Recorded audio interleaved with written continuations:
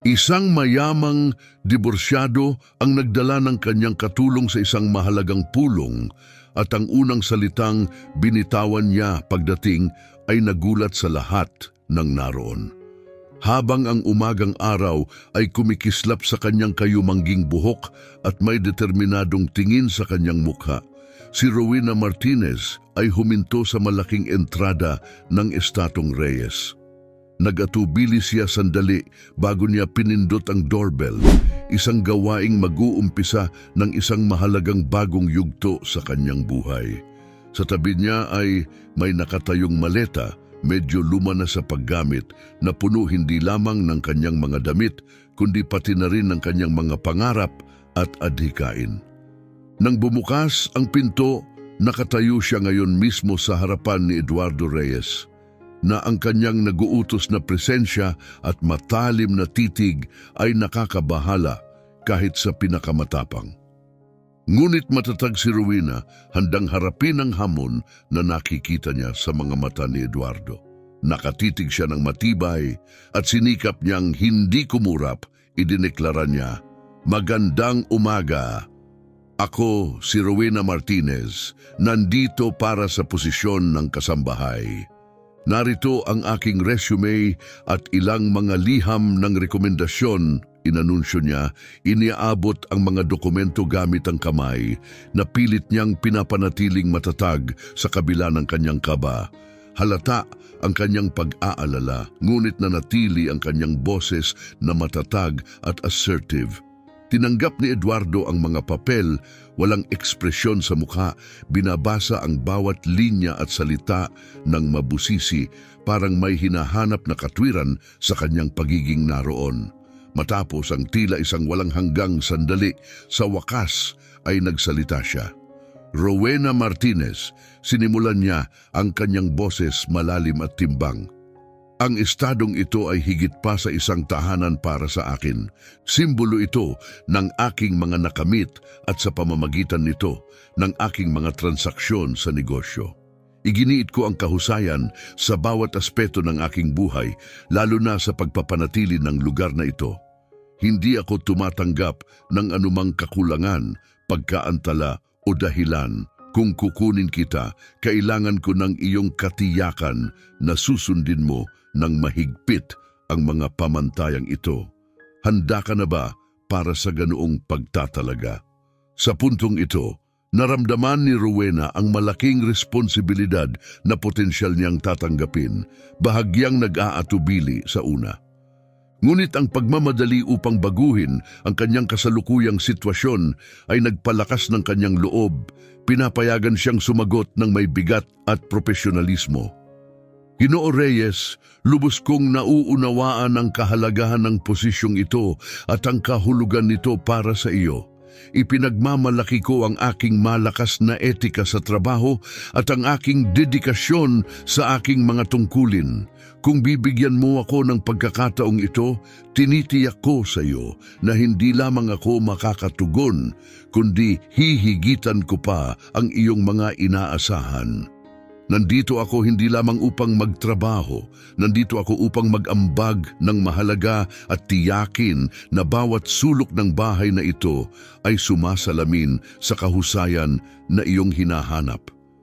Sandaling katahimikan ang lumipas habang pinag-iisipan ni Eduardo ang sinseridad at determinasyon sa mga salita ni Rowena.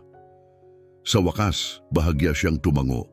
Isang halos hindi mapapansing senyales, ngunit isa na nagmarka ng kanyang pagtanggap sa isang larangang malayo sa kanyang sarili. "Mabuti," siya ay tumugon. "Nagpakita ka ng kahanga-hanga. Rowena, magsisimula ka bukas. Tingnan natin kung talagang matutupad mo ang iyong mga pangako." Ang umaga sa Estatong Reyes ay naghatid ng isang bagong simula para kay Rowena. Nagumising ng maaga na puno ng nerbiyos at determinasyon, handang harapin ang kanyang unang araw. Ang liwanag ng araw ay dahan-dahang tumagos sa mga kurtina ng kanyang simpleng kwarto, nagpapahiwatig ng isang araw na puno ng potensyal. Habang naghahanda, pinag-isipan ni Rowena kung paano ipapakita ng kanyang bawat kilos at masusing atensyon sa detalye ang kanyang pagpapahalaga sa bagong tungkuling ito. Lubos siyang nakakaalam sa mataas na pamantayang itinakda ng prestihiyosong pamilyang Reyes at alam niya na bawat aksyon niya ay susuriin upang matiyak ang kanyang patuloy na lugar sa marangyang sambahayang ito. Habang papunta siya sa kusina, sinalubong siya ni Erlinda Reyes, ang may bahay ng tahanan na ang init at agarang kabaitan ay nagdulot sa kanya ng ginhawa. Magandang umaga, Rowena. Sana ay naging mahimbing ang iyong tulog. Alam kong maaaring nakakatakot ang mga unang araw, ngunit huwag kang mag-atubiling humingi ng anumang kailangan mo. Paano kung magsimula tayo sa almusal ng magkasama? Magbibigay ito sa atin ng pagkakataon na mag-usap at matutulungan kita na mag-settle in. Iminungkahi ni Erlinda na may mahinahong ngiti. Si Rowena na halatang gumaan ang loob at nagpapasalamat sa ipinakitang init ni Ginger Reyes ay tinanggap ang imbitasyon na may masayang ngiti na sumasalamin sa kanyang panloob na kagalakan.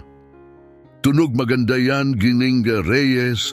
Maraming salamat sa iyong kabaitan. Medyo kinakabahan ako, ngunit sabik na sabik akong gawin ang aking makakaya, tugon ni Rowena.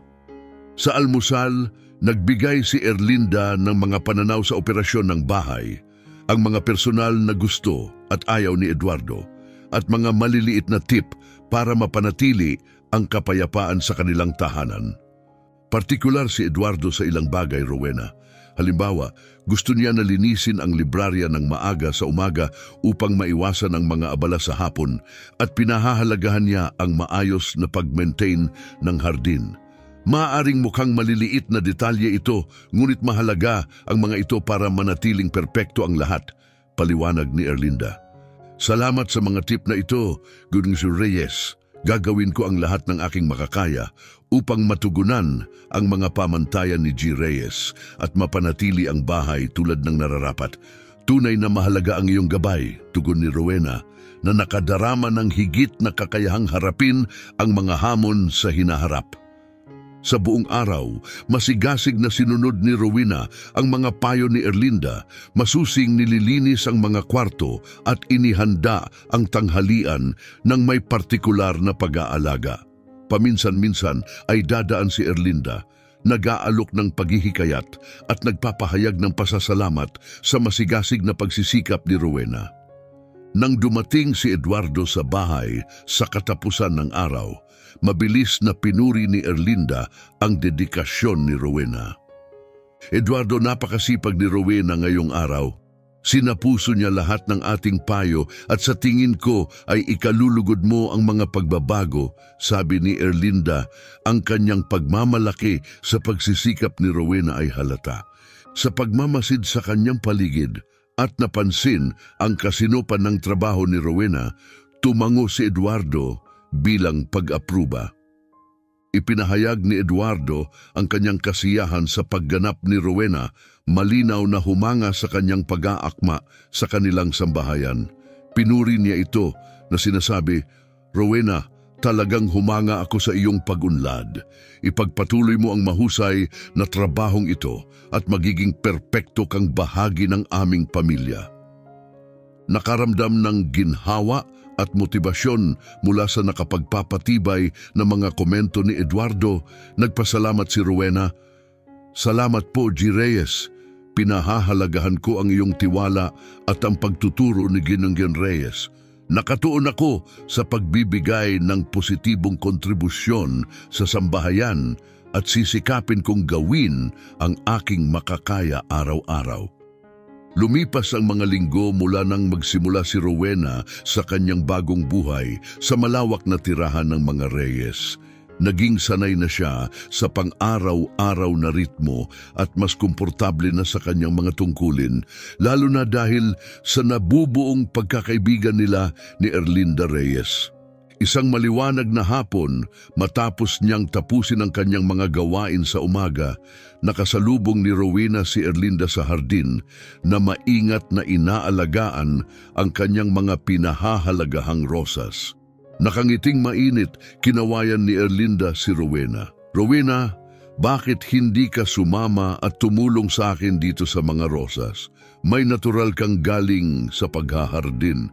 Palagi kong naramdaman na ang mga hardin ay sumasalamin sa kaluluwa ng isang tahanan at nais kong maging bahagi ka nito. Nasaling sa imbitasyon ni Erlinda, masigasig na tinanggap ito ni Rowena. Habang magkasama silang nagtatanim, mas binuksan pa ni Erlinda ang tungkol sa kanyang buhay. Rowena, para sa marami, baka mukhang koleksyon lamang ng mga kwarto at mamahaling kasangkapan ng lugar na ito, ngunit para sa akin, higit pa ito. It's a home filled with tawa, alaala at kahit kalungkutan. Palagi naming hangad ni Eduardo na lumikha ng isang espasyong pamumuhay na higit pa sa simpleng estetika, isang tunay na santuwaryo na tumatanggap at nagpapahalaga sa lahat. Ang iyong pagsisikap at dedikasyon sa pagpapanatili ng aming tahanan ay nagpapatunay sa akin na pinahahalagahan mo rin ang pangitain na ito. Ramdam ang higit pang integrasyon sa pamilya Reyes, sinagot ni Rowena ng tapat. Ginang ka, Reyes, mula nang dumating ako, higit pa sa inaasahan ko ang iyong kabaitan. Ang tahanang ito at ang lahat ng kinakatawan nito ay mabilis na naging mahal sa akin. Napapansin ko ang pagmamahal at atensyon sa detalye sa lahat ng dako, at ako'y pribilehiyong makatulong sa pag-alaga dito. Ang tahanang ito ay sumasalamin sa lakas, kagandahan at init ng iyong pamilya, at ako ay nakatuon sa pagpaparangal dito ng may lahat ng pag-aalaga at respetong nararapat. Kitang-kitang naantig sa taus-pusong mga salita ni Rowena, nakaramdam si Erlinda ng bugso ng damdamin. Rowena, naging mahalagang bahagi ka na ng aming tahanan at pamilya. Tiyak na napansin ang iyong pagtatalaga at pagiging maingat. Lubos kaming nagpapasalamat ni Eduardo na nandito ka at umaasa kami na magpapatuloy kang makasama namin sa maraming taon. Habang nagsisimulang magdilim ang liwanag ng hapon, tahimik na ipinagpatuloy ni Rowena at Erlinda ang kanilang gawain sa mga rosas, bawat isa'y nag-iisip ng sariling mga saloobin. Para kay Rowena, ito ang simula ng isang bagong kabanata sa kanyang buhay, isa ng personal na paglago at pagtuklas. Para kay Erlinda, ito'y pagpapatunay na ang kanyang tahanan ay nasa mabuting kamay, inaalagaan ng isang taong nagbabahagi ng kanyang pinakamalalim na mga halaga at pangarap. Habang si Rowena ay unti-unting naging bahagi ng pang-araw-araw na gawain ng pamilyang Reyes, naging pamilyar siya sa mga subtleties ng dinamika ng pamilya.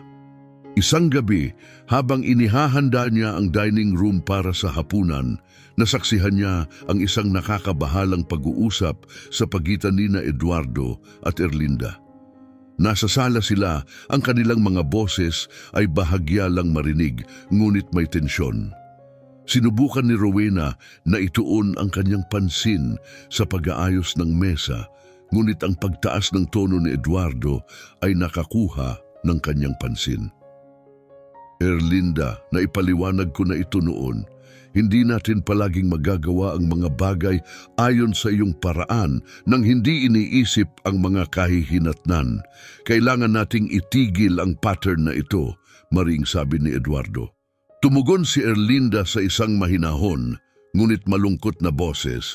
Eduardo, ang intensyon ko ay makipagtulungan at makahanap ng mutual na solusyon na makabubuti sa lahat.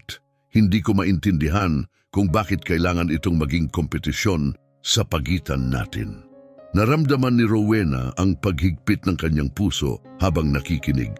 Ang karaniwang mainit at maunawaing tono ni Erlinda ngayon ay may bahid ng pagpapakumbaba na mahirap balewalain. Napagtanto ni Eduardo na masyado niyang itinaas ang kanyang boses at bahagya siyang lumambot. Erlinda, kailangan mong maintindihan na ang aking mga aksyon ay laging para sa pinakamabuting interes ng ating pamilya at ng bahay na ito. Gayunpaman, kung minsan kailangan mong magtiwala sa aking paghuhusga. Hindi natin kayang maging maluwag, paliwanag niya. Malalim na buntong hininga ang pinakawalan ni Erlinda. Ang kanyang pagbuntong hininga ay sumasalamin sa pagkapagod sa pagkakaroon ng katulad na mga talakayan ng maraming beses. Nagtitiwala ako sa iyo, Eduardo. Palagi akong nagtiwala. Ngunit kailangan ko rin na magtiwala ka sa aking pagmamahal para sa ating pamilya. Hindi ako ang iyong kalaban. Ako ang iyong kasama. Matapos ayusin ang mesa, maingat na umalis si Rowena at iniwan ang mag-asawa sa kanilang pag-uusap. Ang maikling palitan na ito ay nagbunyag ng isang aspeto ng harapan ng pamilyang Reyes na nagpakita ng tensyon na hindi pa napapansin ni Rowena dati, ang tensyon na nagpapahiwatig ng mas malalim na issue sa kanilang relasyon. Kinagabihan, habang nakahiga si Rowena sa kanyang kama, pinagmuni-muni niya ang mga pangyayari ng araw. Maliwanag na ang kayamanan ay maaaring magtakip ng maraming bagay. Gayunpaman, sa ilalim ng lahat, tayo ay pare-pareho lamang. Narito ako, isang mahirap na babae na nagsisikap mabuhay habang sila, sa kabila ng kanilang kayamanan, tila nakakulong sa isang hindi masayang pag-aasawa. O ganoon ang aking nakikita. Si Erlinda ay nararapat sa mas mabuti kaysa dito. Ang susunod na umaga ay tahimik na sumikat sa mansyon ng mga Reyes. Ang maagang sinag ng araw ay dumadaloy sa malalaking bintana at nagbibigay ng malambot na glow sa mga pasilyo. Sa bihasang kasanayan, sinimulan ni Rowena ang kanyang umagang gawain sa kusina. Habang abala siya sa paghahanda ng almusal, biglang lumitaw si Eduardo. Ang kanyang mukha ay may bakas ng karaniwang mga alalahanin. Rowena, handa na ba ang almusal? Medyo gutom na ako at may mahalagang commitment ako. Hindi ako makakaantala ngayon. Nang mapansin ang mataray na tono ni Eduardo na sumasalamin sa bigat ng kanyang mga obligasyon habang kinausap si Rowena ng maaga sa umaga, bagaman bahagyang nagulat sa kanyang pagiging brusko, nanatili si Rowena sa kanyang karaniwang kaayusan at tiniyak niya, "Halos handa na po, sir. Kailangan ko lang ng ilang minuto pa para matapos. Ngunit agad na ihahain ang lahat." Nakapamulsa si Eduardo, sinusuri ang kusina ng may kritikal na mata. "Ano ang sanhi ng pagkaantala? Sana ay sumusunod ka sa mga alituntunin ng maayos. Ayaw ko nang ulitin ang mga problema na naranasan namin sa nakaraang kasambahay." Naramdaman ni Rowena ang di makatarungang pagtrato. Ang nakaraang linggo ay nagdulot ng ilang menor de edad na mga balakid na sa kabila ng kanyang kasipagan ay kung minsan ay lampas sa kanyang kontrol. "Sir, masisiguro ko po sa inyo na masusi kong sinunod ang lahat ng mga alituntunin. Araw-araw akong nagsisikap na mahigitan ang inyong mga inaasahan at ako'y nakatuon sa patuloy na pagpapabuti," ang tugon niya. Malalim na buntong hininga ang pinakawalan ni Eduardo. Ipinapadaan ang kanyang mga kamay sa kanyang buhok sa isang bihirang pagpapakita ng pasensya. "Rowena, hindi sa pagdududa ako sa iyong pagsisikap, ngunit kailangan mong maintindihan na ang bahay na ito ay may tiyak na mga pamantayan na kailangang panatilihin. Higit pa ito sa almusal, tungkol ito sa pagtiyak na maayos ang lahat ng pagtakbo ng mga bagay at sa pagpapanatili ng prestihiyo ng pangalan ng mga Reyes. Paano ako makadepende sa isang tao na nahihirapan na pamahalaan ang isang bagay na kasing simple ng napapanahong paghahanda ng pagkain?" Sa sandaling iyon, nasilayan ni Rowena ang malaking presyon sa likod ng mabalasik na ugali ni Eduardo. "Sir, kinikilala ko ang kahalagahan ng aking tungkulin at ang epekto nito sa inyong pamilya. Tinitiyak ko po sa inyo, hindi ko nahahayaang mangyari ito muli. Maaari kayong magtiwala sa aking dedikasyon." Sandaling tumigil si Eduardo, Pinagmamasdan si Rowena na tila nakikita ang kanyang mga pagsisikap sa isang bagong liwanag. Nang sa wakas ay handa na ang almusal, umupo siya para kumain. Ngunit bahagya lamang niyang ginalaw ang pagkain na nagpapahiwatig na ang kanyang pagkabahala ay hindi lamang tungkol sa pagkain, kundi pati na rin sa mas malalim na mga alalahanin. Hindi nagtagal pagkatapos, umalis siya para sa isang mahalagang pulong at ginugol ang natitirang araw na wala sa bahay.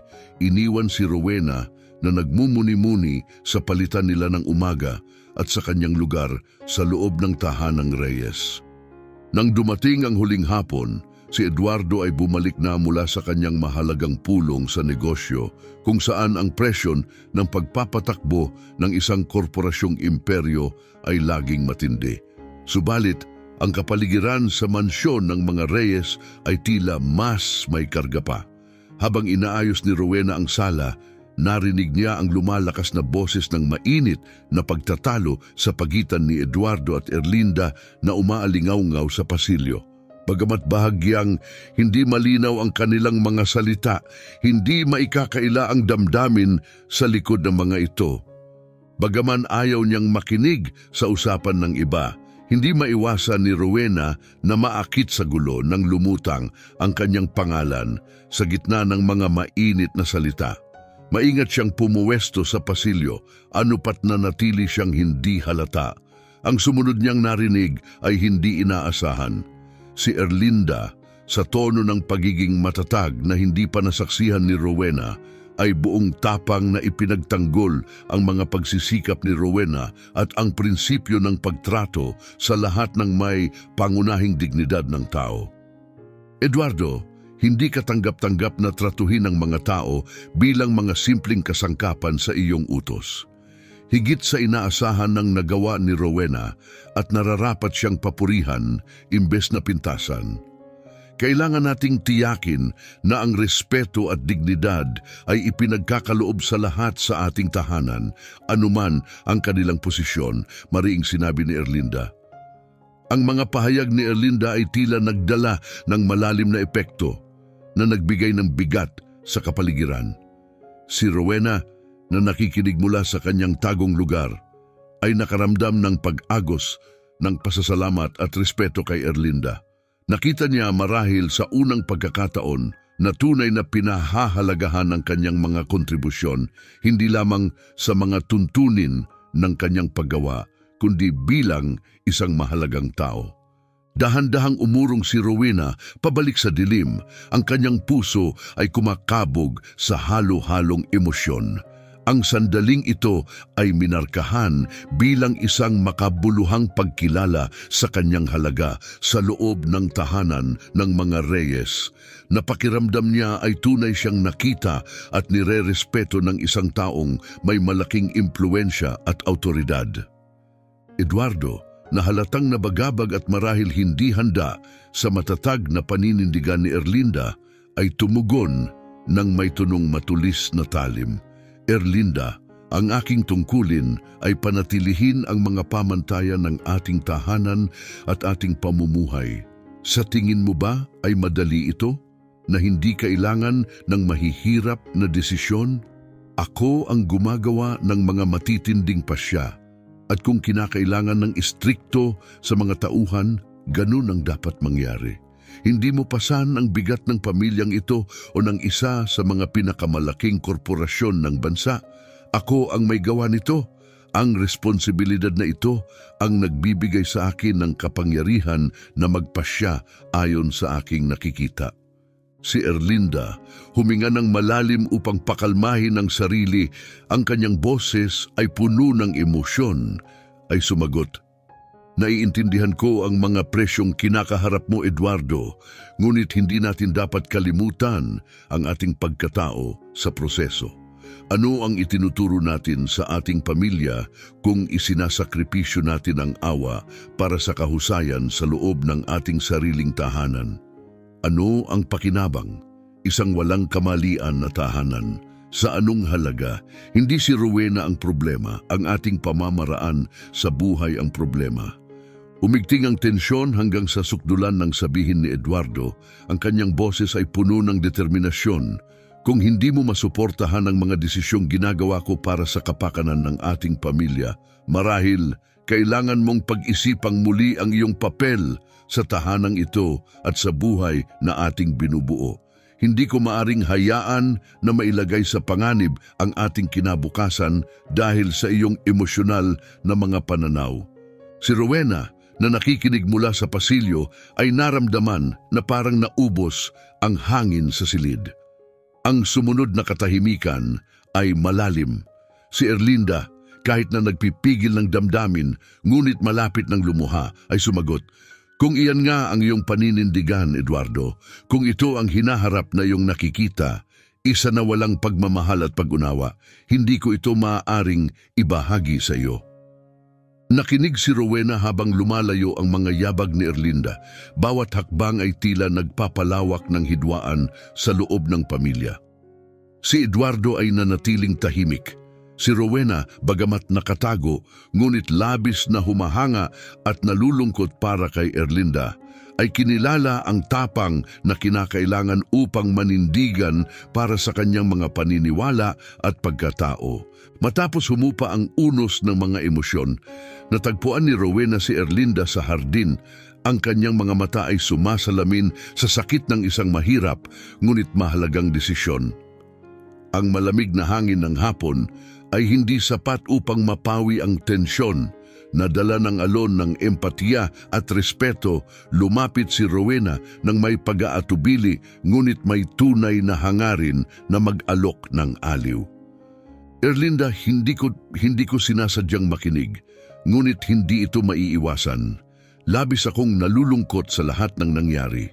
Hindi ito ang aking lugar, ngunit nais kong malaman mo na mayroon kang aking pinakamalalim na pasasalamat at respeto. Ipinaglaban mo ang ating dignidad, hindi lang sa akin, kundi para sa lahat dito. Ipinahayag ni Rowena, ang kanyang boses ay puno ng emosyon. Tumalikod si Erlinda kay Rowena, ang kanyang mukha ay lumambot sa pagdinig ng taos-pusong mga salita, bagaman may bakas pa rin ng kalungkutan. Ngumiti siya ng isang maliit, makahulugang ngiti at mahinang tumugon, "Salamat, Rowena, minsan pakiramdam ay mag-isa ka sa pagtindig sa tama, ngunit ipinaalala ng iyong mga salita na may halaga pa rin ang kabaitan at respeto at kailangan nating ipaglaban ang mga ito kahit mahirap." Tumingin si Erlinda kay Rowena, ang kanyang mukha ay may bahid ng malungkot na ngiti.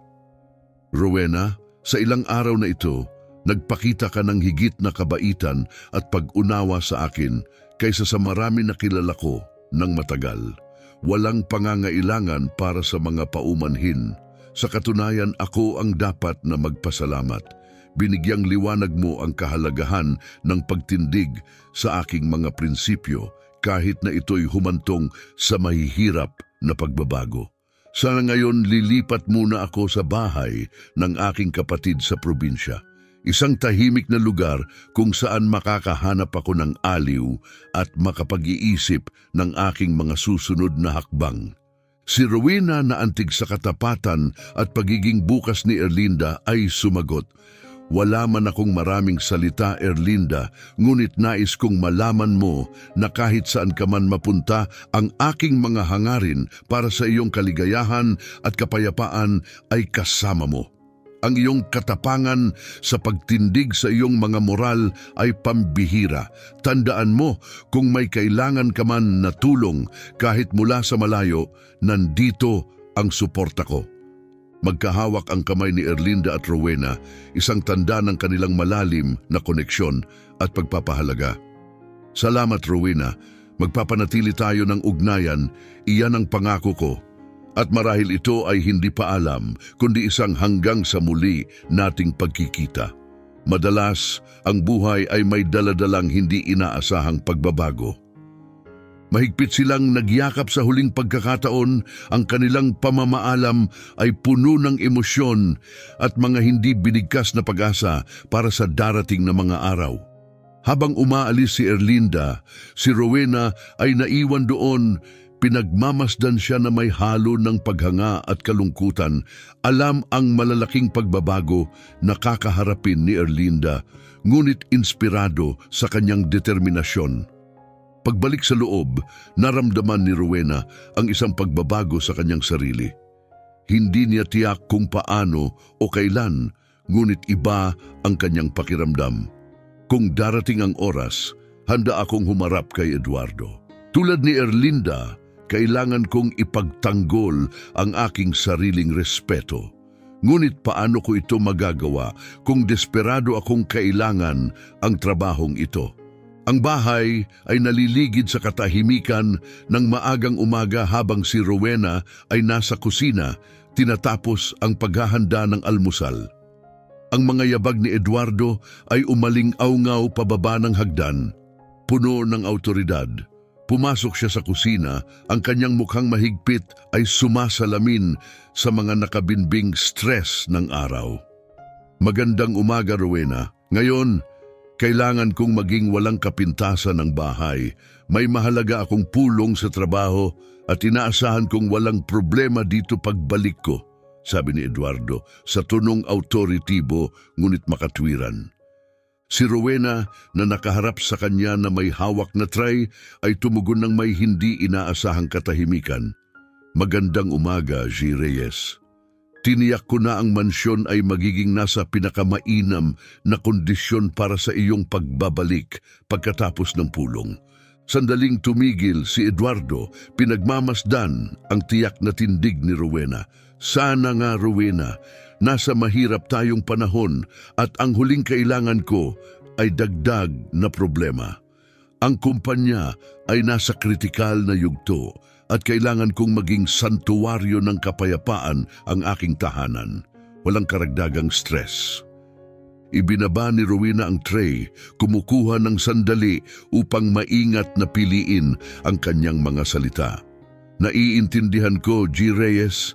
Titiyakin kong mananatiling kanlungan ang mansyong ito na inyong pinangarap ni Ginang Reyes.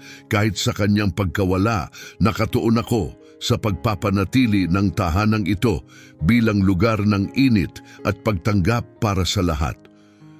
Pinagmasdan siya ni Eduardo ng may pag-iisip. Unti-unting nag-uumpisang maunawaan ang bigat ng kanyang mga salita. Sa marahil na unang pagkakataon, nakita niya si Rowena hindi lamang bilang isang empleyado, kundi bilang isang taong tunay na nauunawaan ang mas malalim na tensyon sa loob ng mga pader ng mansyon. Sa isang tango, siya'y umalis papunta sa kanyang pulong. Habang nagsasara ang pinto sa likuran niya, huminga ng maluwag si Rowena. Ang kanyang determinasyon ay tahimik na tumitibay. Anuman ang mga hamon na darating, determinado siyang harapin ang mga ito ng may dignidad at katatagan. Pinararangalan ang tiwala na ipinagkaloob sa kanya at ang mga prinsipyo ng tahanang kanyang lubos na pinahahalagahan. Eduardo ay malalim na nagbuntong hininga, isang buntong hiningang nagpapahiwatig ng mga pressure na kanyang kinakaharap. Si Erlinda ay laging bukas puso, marahil minsan ay sobra pa nga. Ngunit tama ka, Rowena. Ang tirahang ito ay dapat higit pa sa isang gusali. Dapat ito ay maging isang tahimik na kanlungan. Pinahahalagahan ko ang iyong dedikasyon at hinihikayat kita na ipagpatuloy ito. Habang papalapit siya sa pinto, nag-atubili si Eduardo, tila nakikipagbuno sa karagdagang iniisip. Rowena, hindi napapansin ang iyong pagtatalaga. Mag-usap tayo tungkol sa iyong kinabukasan dito pagkatapos ng aking pulong. Naniniwala ako na may mas malalim na paraan para kilalanin ang iyong pagsisikap. Nabigla sa pagbabago ng tono, tanging tango lamang ang nagawa ni Rowena. Salamat, Mr. Reyes. Handa akong tumulong sa anumang kailangan mo. Nang umalis si Eduardo, nakaramdam si Rowena ng halo-halong emosyon, kawalan ng katiyakan, ngunit may kislap ng pag-asa. Iniisip niya sa sarili, ang pag-uusap na ito ay maaaring simula ng bago para sa akin dito. Mahirap sabihin pa sa ngayon kung ito ba ay magdadala ng positibo o negatibong bagay. Nang bumalik si Eduardo mula sa kanyang pulong, lumubog na ang araw patungo sa gabi. Ang kanyang mukha ay nagpapakita ng pagod, ngunit may ginhawa. Si Rowena na pinanatiling malinis ang bahay ay agad na nakaramdam ng pagbabago sa mood sa sandaling pumasok siya. Nakasalubong niya ito sa sala, katulad ng pagtatapos niya ng pag-aayos ng kwarto. Walang sinayang na oras si Eduardo at agad na sinabi, "Rowena, ang pulong ngayon ay nagkaroon ng higit pang mga hindi inaasahang twists at turns kaysa inaasahan ko. Ngayong gabi, kailangan kong dumalo sa isang hapunan ng negosyo at may lumitaw na komplikadong issue. Kagabi ko lang nabanggit na ako ay may asawa. Dahil sa mga pangyayari, kailangan kitang isama at magpanggap bilang aking asawa." Nabigla sa kanyang kakaibang kahilingan, sandaling natigilan si Rowena, ngunit ang pagiging seryoso sa mga mata ni Eduardo ay walang iniwang puwang para sa pagkalito. "Mr. Reyes, medyo hindi inaasahan ang kahilingang ito, ngunit nauunawaan ko ang pagka-urgente. Paano natin mapapaniwala ang gaganap bilang mag-asawa? Hindi ako ang iyong asawa. Halos hindi ko alam ang iyong mga personal na detalye at tiyak na hindi ako handa para sa ganitong papel." Lumapit si Eduardo, ang kanyang mukha'y lumambot upang maghatid ng katiyakan. "Naniniwala ako na hindi ito magiging masyadong mahirap para sa iyo. Kailangan mo lang manahimik at magsalita lamang tungkol sa atin kung talagang kinakailangan na bihirang mangyari. Ang iyong presensya sa aking tabi ay magpapakita ng estabilidad na kailangan natin." Malalim na huminga si Rowena, tinipon ang lahat ng kanyang kumpiyansa. "Naiintindihan ko kung ano ang ibig sabihin nito para sa iyo at sa kumpanya, Mr. Reyes. Gagawin ko ang lahat sa aking makakaya upang suportahan ka sa pulong na ito." Saglit na kumislap ang mga mata ni Eduardo ng ginhawa. "Salamat, Rowena. Napakahalaga ng iyong tulong sa akin. Sabay nating haharapin ito at sisiguraduhin kung mayroon kang lahat ng kailangan mo, damit, aksesorya, anuman ang kailangan para maramdaman mong kumpiyansa at komportable." Nang maitakda na ang plano, nadama ni Rowena ang bigat ng responsibilidad, ngunit may bahid din ng pananabik sa pagkakataong makapasok sa isang bahagi ng mundo ni Eduardo na dati lampas sa kanyang imahinasyon. "Maghahanda na ako, Mr. Reyes. Titiyakin nating magiging matagumpay ang gabi." Habang papunta si Eduardo sa itaas upang maghanda, sandaling nag-isip si Rowena sa sala. Ang kaganapan ngayong gabi ay higit pa sa isang hapunang pangnegosyo. Ito ay pagbubukas sa mga bagong hamon at posibilidad na hindi niya kailanman inasahan. Sa isang matatag na pag-iisip, umakyat siya upang maghanda, na batid na pagkatapos ng gabing ito, maaaring magbago ang lahat magpakailanman. Ang kapaligiran ng mataas na uri ng restaurant ay puno ng pag-asa. Si Rowena na nakasuot ng eleganting damit, ngunit pakiramdam ay medyo wala sa elemento, ay lumakad kasama si Eduardo papunta sa isang mesa na itinalaga para sa hapunan kasama ang mga pangunahing mamumuhunan, kabilang si Mr. Jimenez, ang matangkad na figura na nagmamay-ari ng kumpanyang pinagtatrabahuhan ni Eduardo. Pagkatapos magpalitan ng paunang kagandahang loob, naupo ang lahat. Binigyan ni Mr. Jimenez si Rowena ng isang pagsusuring tingin na nag-udyok kay Eduardo na gumawa ng formal na pagpapakilala. "Mr. Jimenez, nais ko pong ipakilala ang aking asawa, si Rowena. Rowena, ito si Mr. Jimenez, isa sa aming pinaka-pinahahalagahang mamumuhunan." "Isang karangalan, ginang," bati ni Mr. Jimenez, iniaabot ang kanyang kamay.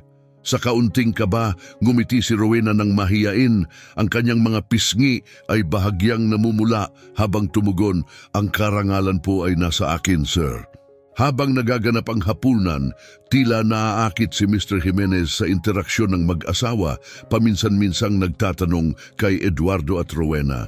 Sa isang paghina ng usapan, lumingon siya kay Rowena na may tanong na nagsisiyasat, Uninging Reyes, palagi kong hinangaan kung paano hawakan ni Eduardo ang kanyang negosyo.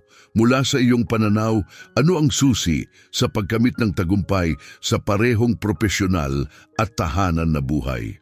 Ramdam ang spotlight sa kanya. Hinanap ni Rowena ang nakapagpapatibay na sulyap ni Eduardo bago sumagot. Mr. Jimenez, sa tingin ko ang batayan ng parehong profesional at personal na larangan ay komunikasyon at magkakasamang respeto. Palagi niyang pinapahalagahan ang klaridad sa kanyang mga pakikitungo na sa tingin ko ay mahalaga para mapanatili ang matibay na negosyo at mapayapang tahanan. Tumango si Mr. Jimenez, malinaw na nasiyahan sa kanyang pananaw. Napaka-interesante, Giningiro Reyes. Totoo nga, ang transparency ay isang pundasyon sa lahat ng ating pakikitungo, maging personal, profesional o sa lipunan. Si Eduardo na nagliliwanag sa pagmamalaki at pasasalamat ay tumingin kay Rowena. Si Rowena ay may natatanging pananaw sa buhay, Mr. Jimenez. Binibigyan niya ako ng dahilan upang manatiling nakatapak sa lupa at nakatuon sa tunay na mahalaga. Iyan ang pundasyon ng aming matibay na pagmamahalan at pakikipagtulungan. Ngayon ay mas komportable at nakangiti, itinaas ni Mr. Jimenez ang kanyang baso sa isang toast para sa mga salita ni Rowena.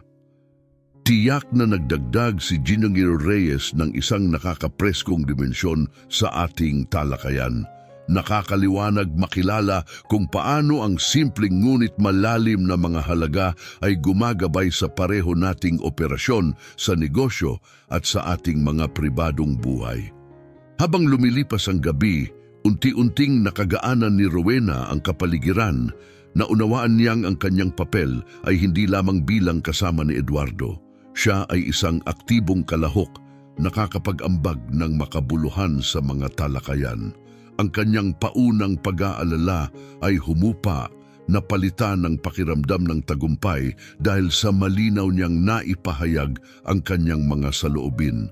Nang maghiwalay sila ng landas, sinadya ni Mr. Jimenez na papurihan siya.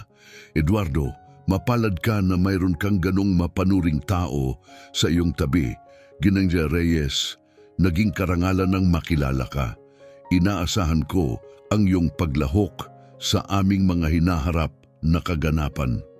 Sa pagmumuni-muni ni Rowena tungkol sa gabi habang pauwi sila, naramdaman niyang pinapalakas siya ng kanyang pakikipag-ugnayan kay Mr. Jimenez. Ito ay naging isang hamon ngunit nagpatibay na karanasan.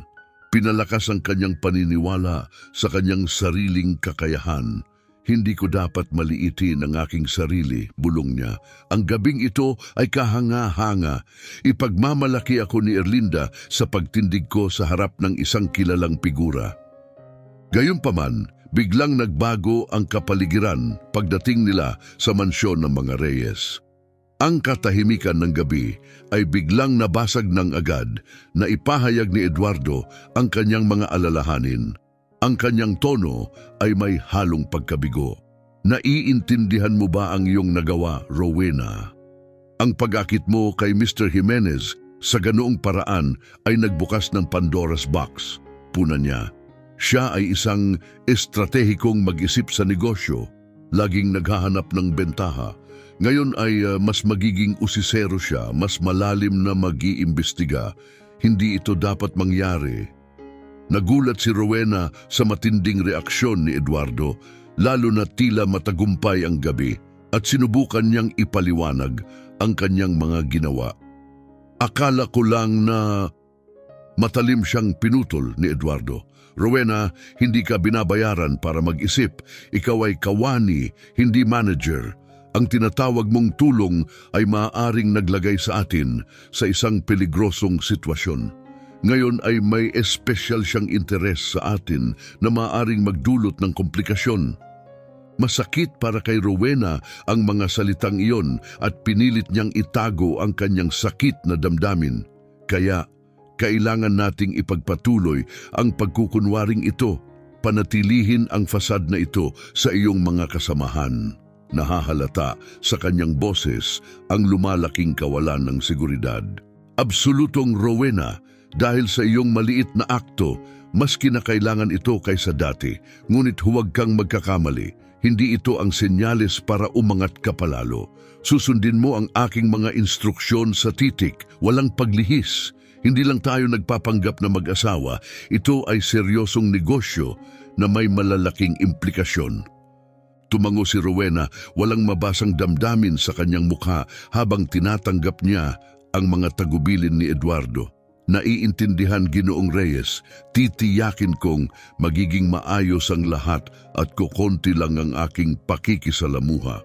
Ang sagot niya, pantay ang boses ngunit may bahid ng pagtanggap. Saglit na sinuri ni Eduardo ang kanyang mukha. Hinahanap ang anumang senyales ng pagtutol, ngunit wala siyang nakita, kaya tumango lamang siya. Mabuti, siguraduhin mong walang kapintasan ng mga paghahanda at na ang gabi ay magpapatuloy ng walang aberya. Napakahalaga ng hapunang ito para sa ating pakikitungo kay Ginoong Jimenez at sa iba pang mga panauhin. Pagkaalis ni Eduardo sa silid, ang isip ni Rowena ay puno ng magkahalong emosyon. Pakiramdam niya ay nagiging simpleng bahagi lamang siya ng malawak na makinarya ng tahanan ng mga Reyes, ngunit nauunawaan din niya ang kahalagahan ng tungkuling ipinasa sa kanya. Hindi niya maiwasang mag-isip tungkol sa balanse sa pagitan ng pagsunod at paggalang sa sarili, sa pagitan ng kanyang tungkulin bilang isang empleyado at ang kanyang integridad bilang isang individual. Huminga siya ng malalim at sinimulan ng kanyang mga gawain. Inihahanda ang mansyon para sa nalalapit na hapunan.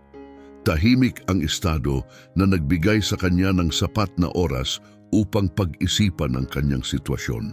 Sa kabila ng matigas na salita ni Eduardo at malinaw na mga hangganan na itinakda, nakadama si Rowena ng pagnanais na patunayan ang kanyang halaga, hindi lamang bilang isang mahusay na manggagawa, kundi bilang isang taong may substansya. Habang pinupunas niya ang mga pilak na kubyertos at inaayos ang mga bulaklak, bawat kilos ay maingat, puno ng kanyang determinasyon na hindi lamang matugunan, kundi lampasan pa ang mga inaasahan sa kanya. Higit pa siya sa isang tagalinis o pansamantalang asawa, siya ay mahalagang bahagi ng tagumpay ng kaganapang ito kahit na mula sa mga anino. Ang natitirang bahagi ng araw ay dumaan sa isang sunod-sunod na paghahanda. Pagdating ng gabi, ang lahat sa mansyon ng mga Reyes ay nasa perpektong ayos. Ang mesa ay elegante, ang pagkakaayos, ang ilaw ay malambot ngunit nakaanyaya at ang kapaligiran ay puno ng banayad na pag-asa sa mahahalagang pag-uusap na darating. Kinuha ni Rowena ang kanyang lugar ng maingat, handang maglingkod sa mga panauhin ng may pinakamataas na profesionalismo. Ang kanyang presensya ay halos hindi mapansin, ngunit hindi maitatangging mahalaga. Habang lumalawak ang gabi, tahimik siyang umiikot sa silid, tinitiyak na walang humpay na natutugunan ang bawat pangangailangan ng mga panauhin. Sa kabila ng kanyang limitadong papel, pinanghawakan niya ang kanyang dignidad, ang kanyang tahimik na kumpiyansa ay tahimik na patutuo sa kanyang determinasyon. Alam niya na ang kanyang lugar ay hindi makita, ngunit ang kanyang kontribusyon ay hindi lang basta nakikita. Tinanggap ni Rowena ang mga tagubilin ni Eduardo, bawat salita ay malinaw at may awtoridad. Tumango siya, ang kanyang tugon ay mahinahon ngunit matatag ang tono, bagaman nararamdaman niya ang matinding sakit ng kahihiyan. Opo, Ginoong Reyes, naiintindihan ko ng lubos. Mahigpit kong susundin ang inyong mga utos. Tinitiyak ko po sa inyo, ang gabi ay magpapatuloy ng walang anumang problema. Maaasahan ninyo iyan. Sandaling tumigil si Eduardo, sinusuri siya na parang hinahanap ang anumang bakas ng pagtutol, ngunit wala siyang nakita. Nasiyahan sa kanyang masunuring kilos, dagdag niya ng mahigpit, perpekto, at isa pa, lalong tumigas ang kanyang mukha. Pagkaalis ng mga bisita, kung may kailanganin, tatawagin kita. Gusto kong iwasan ang anumang posibleng pagkakamali. Muling tumango si Rowena ng tahimik, nadama niya ang karagdagang pagbaba ng kanyang espiritu habang tinatanggap niya ang mga huling salita niya. Tahimik ang kanyang pagtanggap, ipinagkatiwala ang kanyang sarili sa papel na itinalaga sa kanya. Lubos na nalalaman ang makikitid na hangganan kung saan siya inaasahang kumilos. Tumugon si Rowena nang may sukatan na kalmado. Naiintindihan ko, Ginoong Reyes. Susundin ko ang inyong mga direksyon habang kinikilala sa kanyang sarili na ang mga tagubiling ito ay idinisenyo hindi lamang para panatilihin siyang pisikal na malayo, kundi halos hindi nakikita, na para bang isa siyang bagay lamang sa kwarto. Mukhang natuwa si Eduardo, agad na bumalik ang kanyang atensyon sa mga dokumentong nakakalat sa harap niya. Habang lumalabas siya sa opisina ni Eduardo, marahang isinara ni Rowena ang pinto sa likuran niya. Ang kanyang mga hakbang ay umaalingaw-ngaw sa kanyang pinigil na estado. Kinain siya ng utos na gawin ang kanyang sarili na halos hindi nakikita at bulong niya sa sarili, kaya balik na naman ako sa pagiging bahagi lang ng palamuti. Nangako ako kay Ginoong Reyes ng maayos na takbo. Ngunit paano kung may mali? Maaari kong mawala ang lahat. Kinagabihan nang dumating si Ginoong Jimenez kasama ang dalawang mahalagang kasosyo sa negosyo, sinalubong sila ni Eduardo sa pinto ng may masigla at mapagpatuloy na asal. Pasok po kayo, ihinanda na ang hapunan at ayaw nating lumamig ito. Pag-usapan natin ang ating mga bagay habang kumakain ng masarap na pagkain. Anyaya niya sa kanila, papasok ng may mainit na kilos. Habang nag-aayos ang grupo sa silid kainan, pumasok si Rowena mula sa kusina upang gampanan ang kanyang tungkulin na batiin ang mga bisita. Ang kanyang mga salita ay maingat na pinili upang mabawasan ang anumang personal na pagsisiwalat. Magandang gabi mga Ginoo, maligayang pagdating sa aming tahanan. Pakiramdam po ninyo ay nasa bahay kayo at sabihin ninyo lang kung may kailangan kayo, sabi niya ng may mahinahong ngunit malayong paggalang. Sa kanyang pagkagulat, tumingala si Ginoong Jimenez na may bahid ng hamon sa kanyang ekspresyon. Anong ibig mong sabihin? Hindi ka ba sasama sa pagpupulong, Binibining Reyes? Sumama ka sa amin sa mesa. Mahalaga ang iyong mga pananaw dito at baka makita mong angkop ang talakayan. Igiit ko. Nahuli sa salungatan sa pagitan ng malinaw na mga tagubilin ni Eduardo at imbitasyon ni Ginoong Jimenez. Sandaling nag-alinlangan si Rowena bago siya umupo. Isang desisyong pakiramdam niya ay tulad ng paghakbang sa isang minahan. Hinigpitan ni Eduardo ang tingin sa kanya. Pinatindi ang buhol sa kanyang tiyan. Nagpatuloy ang hapunan na pinangungunahan ni Ginoong Jimenez. Ang usapan, inilalahad ang mga estratehiya sa negosyo at mga hinaharap na inisyatibo. Paminsan-minsang sumasali si Eduardo, ang kanyang mga matay kumikislap patungo kay Rowena, mga paalala ng kanyang inaasahan para sa kanya na manatiling tahimik na tagamasid, nakikita ngunit hindi naririnig. Naramdaman ni Rowena ang bigat ng kanyang presensya. Kinakailangan doon ngunit halos hindi nakikita, isang maselang balanse na sumasalungat sa bawat hibla ng kanyang pagkatao. Sa tahimik na sandaling yon, habang si Rowena ay nagbubuhos ng alak sa mga baso ng mga bisita, inilipat ni Ginoong Jimenez ang kanyang focus sa kanya. Ang kanyang interes ay nahikayat ng kanyang katahimikan sa buong hapunan. Napakatahimik mo ngayong gabi, Binibini, pansin niya. Ang kanyang tono ay nagpapakita ng tunay na pag-usisa. Bilang asawa ni Ginoong Reyes, sa palagay ko dapat kang mas makisali sa amin. Pinahahalagahan namin ang pagdinig mula sa lahat sapagkat ito ay sumasalamin sa pilosopiya ng aming kumpanya na inklusibo. Natahimik ang silid, biglang lahat ng mata ay nakatuon kay Rowena. Humigpit ang mukha ni Eduardo. Ang kanyang mga mata ay nagpadala ng malinaw na senyales ng hindi pagsang-ayon. Bumilis ang tibok ng puso ni Rowena habang pinoproseso niya ang komplikadong sitwasyon, ang tahasang imbitasyon na magsalita kasabay ng hindi tuwirang banta mula kay Eduardo. Huminga ng malalim si Rowena upang patatagin ang sarili at itinuwid ang kanyang tayo habang kinakausap ang mesa ng may tiwasay na kumpiyansa. Salamat sa paghimok sa akin, Ginoong Jimenez. Matatag akong naniniwala na sa parehong negosyo at personal na usapin ang kakayahang makinig ang nagtatangi sa mga natatanging leader. Kapag nararamdaman ng mga tao na sila ay pinakikinggan, nararamdaman din nila na sila ay pinahahalagahan. Hindi lamang ito nagpapatibay ng tiwala, kundi nagtatayo rin ng pundasyon ng pag-unawa na mahalaga para sa tuloy-tuloy na tagumpay. Nagningning ang ekspresyon ni Ginoong Jimenez sa pag-apruba, tumango sa pagsang-ayon.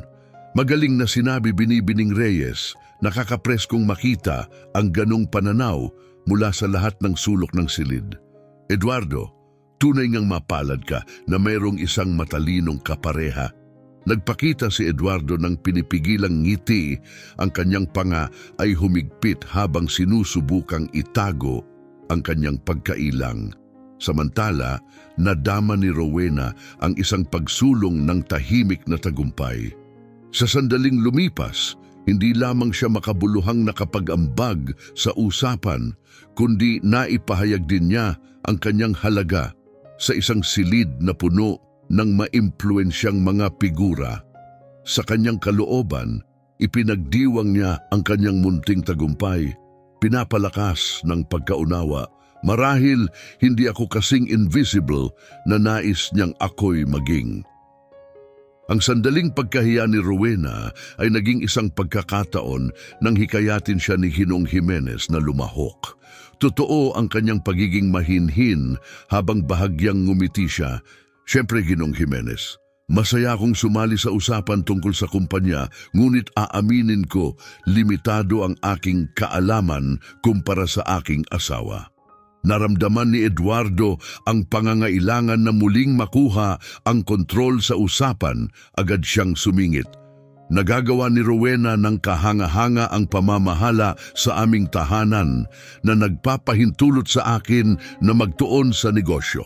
Gayunpaman, Ginoong Jimenez, nais kong mas malalim na talakayin ang tungkol sa ating pagpapalawak sa Timog Amerika.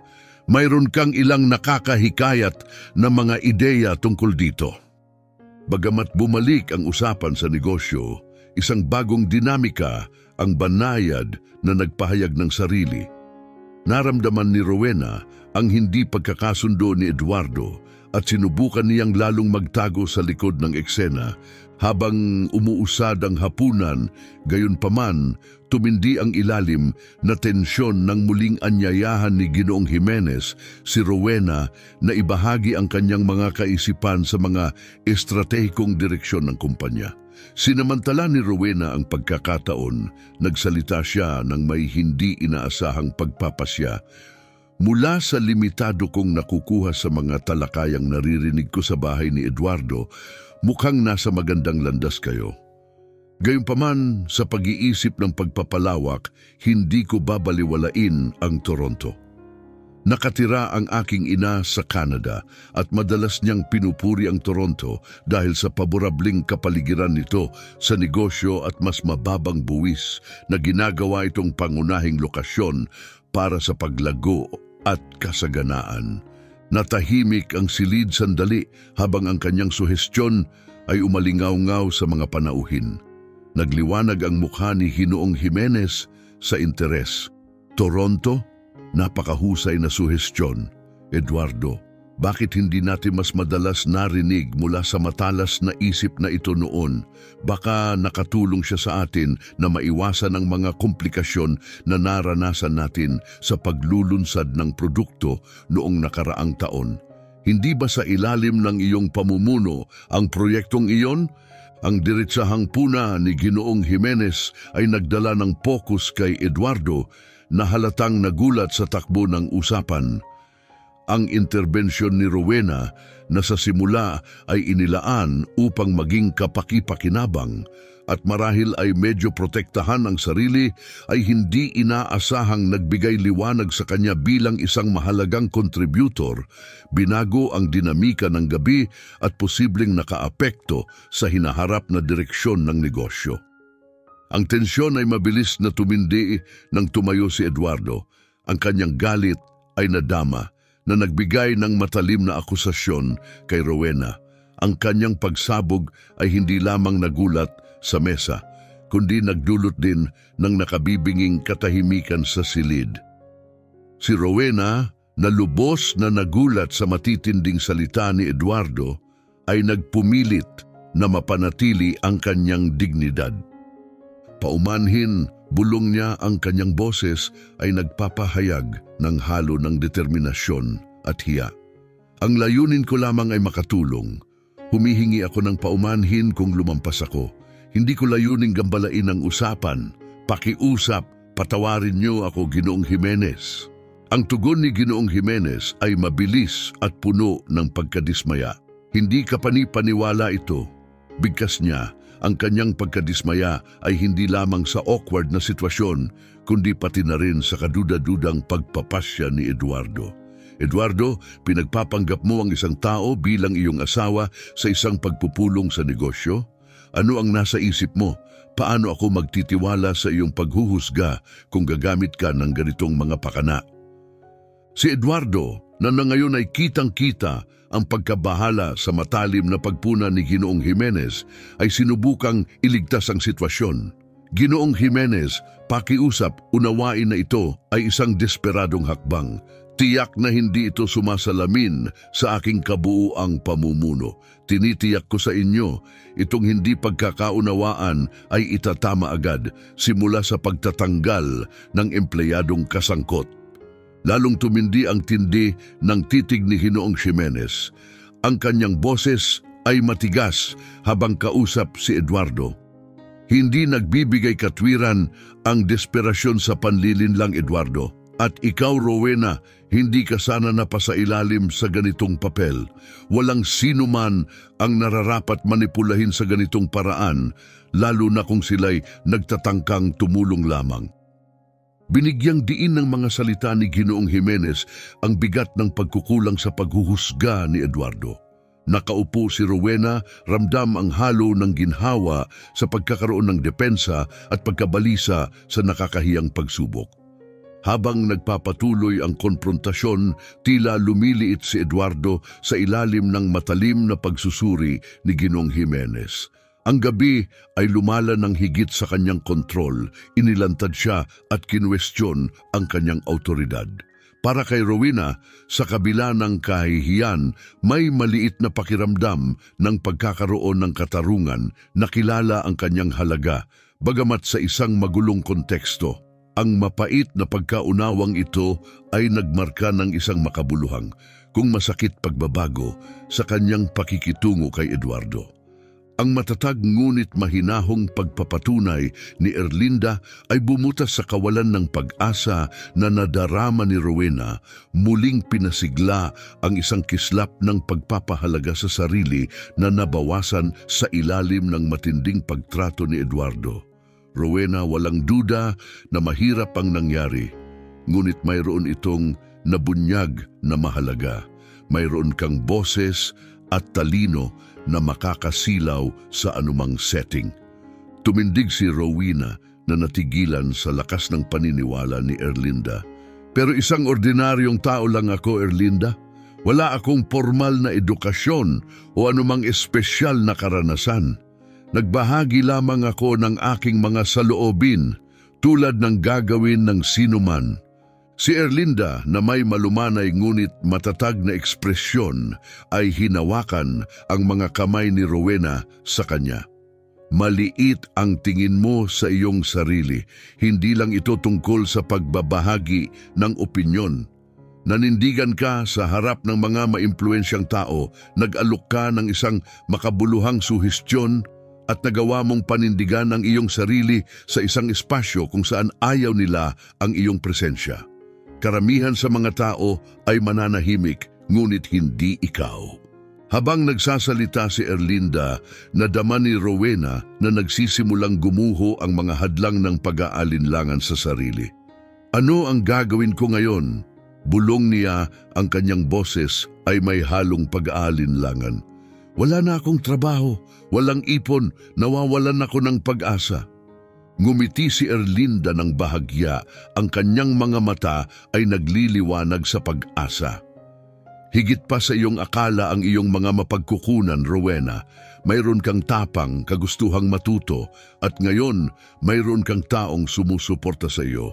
May mga kakilala ang aking kapatid na maaring gabayan ka. Hindi ito magiging madali, ngunit naniniwala ako sa iyong kakayahan.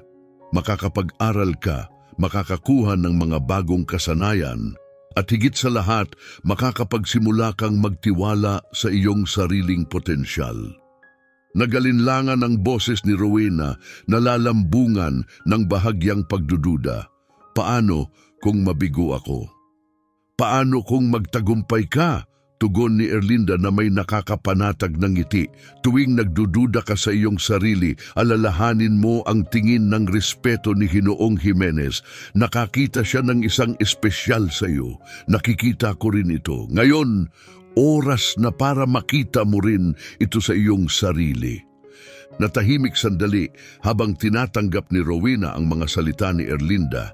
Nadama ang isang kislap ng pag-asa sa unang pagkakataon sa mahabang panahon. Ang pagnanais na muling tukuyin ang sarili lumabas mula sa mga anino. Salamat Erlinda, sa lahat, sabi niya, lumalaki ang ngiti. Tama ka, ayaw ko nang maging isang figura lang sa likuran ng buhay ng iba pa. Panahon na para tumindig para sa aking sariling kinabukasan. Mahigpit na niyakap siya ni Erlinda bilang tugon. Eksakto, Rowena. Magsisimula tayong muli. Ngunit sa pagkakataong ito, ikaw ang gagawa ng iyong sariling kwento. Sa simpleng, hindi mapangahas na tahanan, sinimulan ni Rowena ang landas patungo sa isang bagong simula. Isang paglalakbay kung saan siya ang pangunahing tauhan, hinuhubog ang kanyang tadhana at ipinapahayag ang kanyang halaga. Ang pagtiyak ni Erlinda ay naging sandalan ni Rowena sa panahon ng kaguluhan. Ang paanyaya na manatili ay naramdaman niyang isang ligtas na kanlungan sa gitna ng gulo na bumalot sa kanyang buhay. Hindi ko alam kung paano kita mapasasalamatan, Erlinda, sabi ni Rowena. Ang boses ay puno ng pasasalamat. Tunay kang kaibigan sa lahat ng ito at umaasa ako na balang araw ay maibalik ko sa iyo ang tulong na ibinigay mo sa akin. Ang hindi inaasahang tawag kinabukasan ng umaga ay dumating bilang isang sorpresa habang sila ay tahimik na nag-aalmusal. Nang makita ni Rowena ang hindi kilalang numero, isang halo ng pag-aalala at kuryosidad ang bumalot sa kanya. Sa pagsagot niya, nagulat siya nang marinig ang boses ni G. Jimenez sa kabilang linya. Rowena, ito si G. Jimenez. Kailangan nating pag-usapan ang isang napakahalagang bagay na hindi maaaring maghintay. Maaari ka bang pumunta sa opisina? Ang halo ng kuryosidad at nerbiyos ay naging dahilan upang maging malabo ang biyahe patungo sa opisina. Si Erlinda, na laging sumusuporta, ay nagmaneho para sa kanya, sinusubukang pahupain ang kanyang mga nerbiyos. Ano man yan, kaya mo yan, tandaan, mas malakas ka kaysa sa iniisip mo, hinihikayat ni Erlinda. Habang nakaupo siya sa tapat ni G. Jimenez sa kanyang opisina, naghanda si Rowena para sa anumang maaaring mangyari. Gayunpaman, ang mga salita niya ay lubos na nakakagulat. Rowena, ang iyong kakayahang hawakan ang mga komplikadong sitwasyon sa ilalim ng presyon ay kapansin-pansin. Inaalok kita ng isang posisyon sa pamumuno sa kumpanya dahil naniniwala ako na ang iyong natatanging kasanayan at sariwang perspektibo ay magdadala ng bagong pananaw sa aming koponan. Mag-uumpisa ka sa posisyon na dating hawak ni Eduardo. Ang alok ay nakakabigla. Pakiramdam ni Rowena ay para siyang pumasok sa isang panaginip. Ang paglipat mula sa pagiging isang manggagawa sa bahay patungo sa posibleng pag-take over sa dating posisyon ni Eduardo ay kahanga-hanga. Ang tiwala ni Gary Jimenez sa kanyang mga kakayahan ay nagdagdag ng bigat ng responsibilidad na hindi niya inakalang kanyang daladalahin. Paglabas ni Rowena sa opisina ni G. Jimenez, siya ay isang ipo-ipo ng mga emosyon. Pakiramdam niya ay may kapangyarihan at pinahalagahan, ngunit ang bigat ng bagong tungkulin ay nakakatakot. Ang alok ay hindi lamang isang trabaho. Ito ay isang pagkakataon upang muling tukuyin ang kanyang buhay sa kanyang mga termino, upang lumabas mula sa mga anino at pumasok sa isang papel kung saan siya makagagawa ng makabuluhang kontribusyon. Habang lumalabas siya sa gusali, unti-unting nagsisink in ang realidad ng kanyang bagong buhay. Hindi na siya basta empleyado lamang.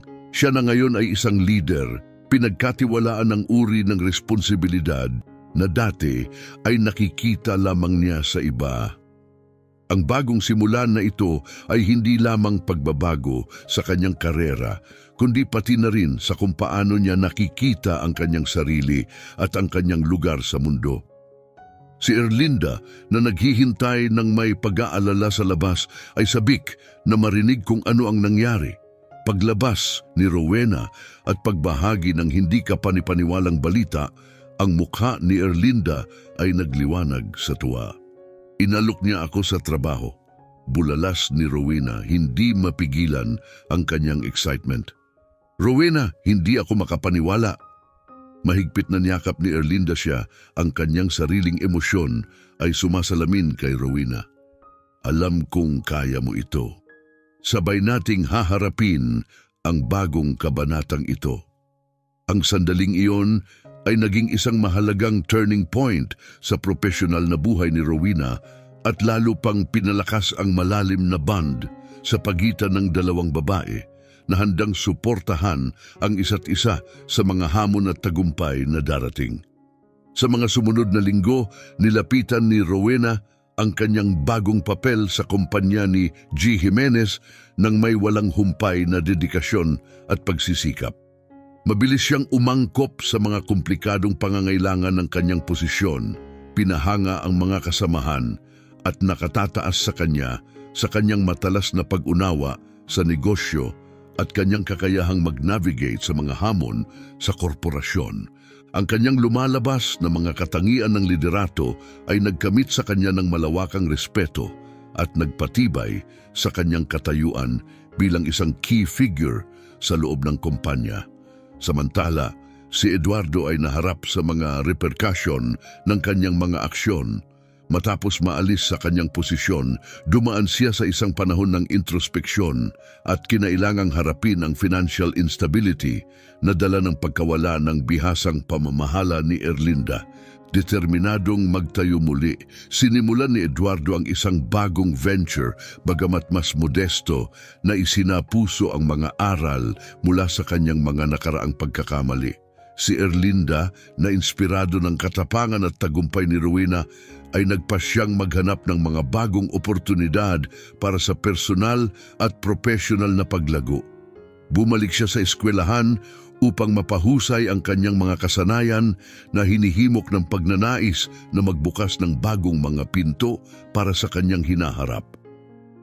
Pinagmamasdan ni G. Jimenez ng may pagmamalaki habang ang kanyang desisyon na ipromote si Rowena ay humantong hindi lamang sa mga tangible na tagumpay sa iba't ibang proyekto, kundi nakatulong din sa pagtaguyod ng isang kulturang korporasyon na pumapahalaga at kumikilala sa potensyal sa lahat ng anyo.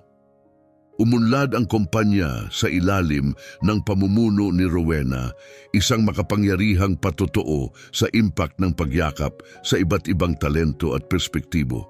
Ang kwentong ito ay hindi lamang sumasalamin sa isang paglalakbay ng individual na kapangyarihan at redempsyon, kundi nagpapakita rin ng mas malawak na mga epekto ng inklusyon at suporta sa loob ng isang komunidad.